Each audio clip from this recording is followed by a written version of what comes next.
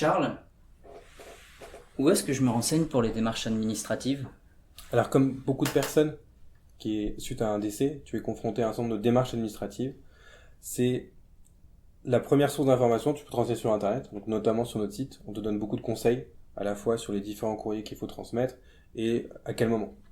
On s'est rendu compte que c'était quelque chose qui était très souvent demandé, et c'est pour ça qu'on a créé un outil de démarche administrative, qui t'aide et qui t'accompagne dans l'identification des courriers envoyés et dans quel degré d'urgence.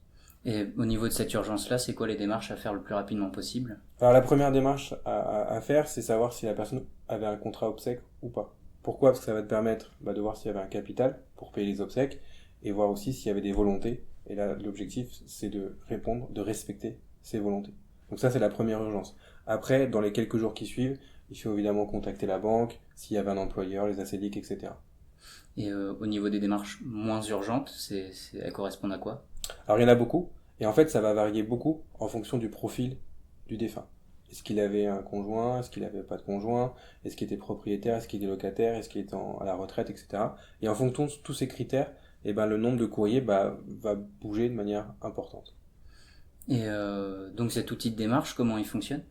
Alors, l'idée c'est que on a essayé de faire le plus simple possible pour que l'internaute puisse être accompagné sur tout ce parcours. Il faut donner quelques informations au démarrage pour créer ton compte, donc le nom, le prénom, l'adresse email et le nom, prénom du défunt. Tu intègres l'outil et à ce moment-là, tout de suite, on te propose un filtre qui est en fonction, justement, ce que je disais tout à l'heure, c'est est-ce que la personne avait un époux, est-ce qu'elle était pacsée, etc. En fonction de ces différents critères, va te lister tous les courriers à transmettre. Une fois que tu as identifié tous les courriers à transmettre, tu navigues en fait sous l'outil, et à chaque fois que tu remplis un courrier, mettons avec ton adresse, avec le numéro de compte bancaire, tout ça va s'intégrer dans tous les courriers où cette information est nécessaire.